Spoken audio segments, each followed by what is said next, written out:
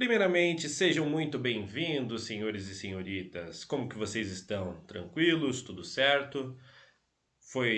Conseguiram descansar? Foi tudo tranquilo? Ou será que não? Agora a gente retoma os estudos e a gente retoma. Eu quero que vocês peguem a apostila, porque a gente entra então agora no módulo 11, capítulo 31. Mas antes disso, editor, coloca um entretenimento aí pra gente, por favor.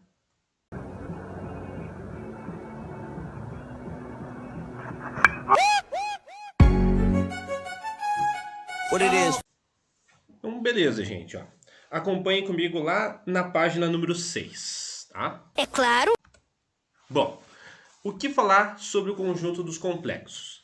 Até agora, a gente tem trabalhado com o conjunto dos números reais. Ou seja, nós observamos esse conjunto lá desde o seu ensino fundamental 1 até os dias de hoje. A gente fala sobre números reais, né? Primeiro nós observamos o conjunto dos naturais, depois foi o conjunto dos inteiros, depois o conjunto dos racionais e irracionais, e tudo isso forma o conjunto dos reais. Ou seja, todos os números aqui dentro desses conjuntos formam o que é o conjunto dos reais.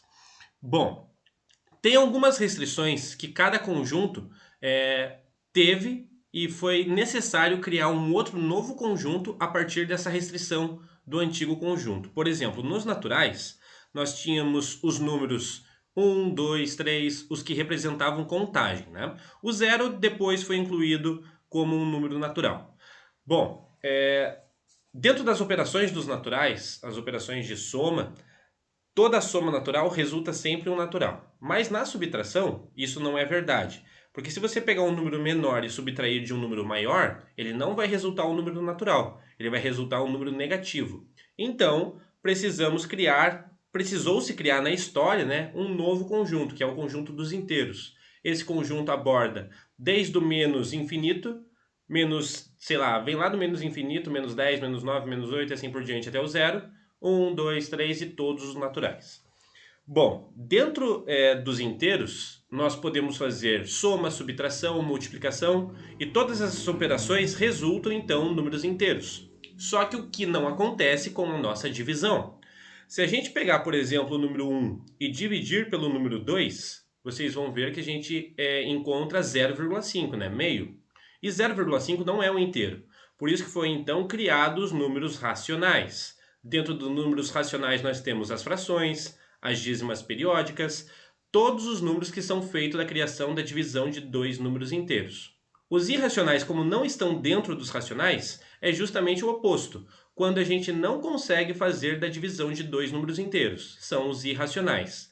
São esses números, as dízimas não periódicas, são as raízes não exatas, tipo raiz de 2, raiz de 3, e assim por diante, são números irracionais. Outro importante número irracional na matemática é o número π. E todos esses valores englobam os números reais. Bom, professor, mas não tem outra restrição agora até encontrar um outro conjunto ou tem? Tem sim, gente. Tem mais uma restrição e a partir desta restrição nós vamos criar um outro conjunto matemático, tá? E é essa restrição que eu vou mostrar para vocês agora. Bom, gente, então com essa nova restrição aconteceu o seguinte, ó, com a união dos racionais e irracionais, nós temos os reais. Só que tem restrição dentro dos reais também. E com essa restrição, forma-se então agora esse último conjunto, que é o conjunto dos complexos, tá? Professor, que restrição é essa e como que a gente consegue aprender sobre os números complexos? É verdade. Quer dizer, às vezes não. Vamos lá então, conjunto dos números complexos. Professor, qual era essa restrição então dentro dos números reais? Vamos relembrar uma determinada equação dentro dos reais então. Eu tenho aqui então ó, x pertencente aos reais e tenho a nossa equação do segundo grau. Para resolver essa equação do segundo grau, temos duas formas. Ou primeiro resolvemos por Bhaskara, ou como ela é uma equação incompleta, resolvemos isolando o x. Como que a gente isola o x? Passa o menos 1 para o outro lado, ele vai ficar positivo. Para isolar esse x, o que a gente faz? Tira a raiz de 1. Raiz quadrada de 1, lembre lá que como é uma equação do segundo grau, temos dois valores. Então, os dois valores são mais ou menos 1 para a incógnita x. Tudo bem?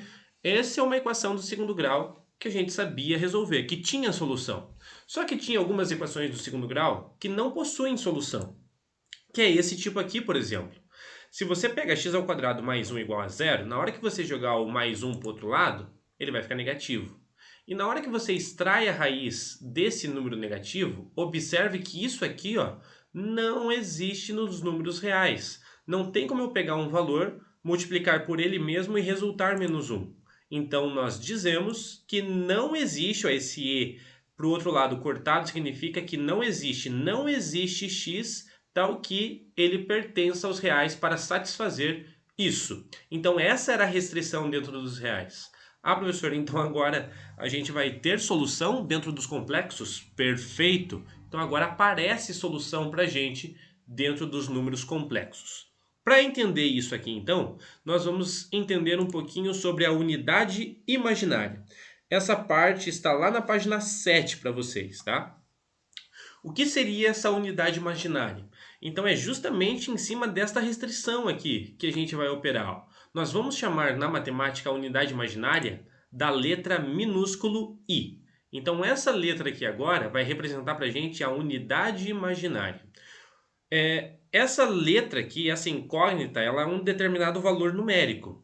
Esse valor numérico é exatamente essa restrição à menor equação de segundo grau que a gente possui, que é quando a gente possui o x² mais 1 igual a 0. Porque a equação x² igual a 0, ela possui solução que é o zero. Né? Então essa é a solução mínima de uma equação de segundo grau nos reais. Então o que a gente vai chamar aqui agora? Que essa unidade imaginária é exatamente essa nossa restrição, ó, raiz quadrada de menos 1. Ela vai se chamar isso, ok? Beleza? Então agora ela apresenta a solução para a gente.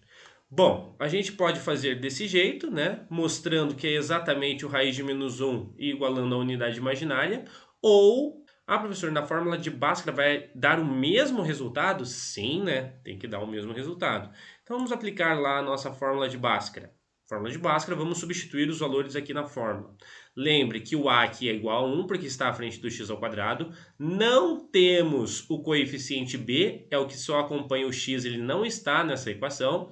E o c é igual ao número 1. Substituindo os valores... Temos ó, o b que não está aqui, 0. O b que não está, 0. Menos 4 vezes a, que é 1, vezes c, que também é 1. 0 ao quadrado é 0. 4 vezes 1 vezes 1 é 4. Só que daí dentro da raiz vai ficar uma raiz negativa. E 2 vezes 1 embaixo é 2. Então ficou mais ou menos raiz quadrada de menos 4 sobre 2. Quando nós estávamos nos reais, nós parávamos aqui. E a gente dizia que não existia solução porque a raiz era negativa. Só que agora existe solução, ó, porque agora a gente vai chamar de raiz quadrada de menos 1 a unidade imaginária. Gente, chegamos agora então a 8 minutos de vídeo. Combinamos com todos os professores para a gente restringir o tempo do vídeo em 8 minutos. Então eu paro por aqui e a gente continua. Eu vou resolver esse exercício na próxima aula. Grande abraço para todo mundo. Tchau, até mais.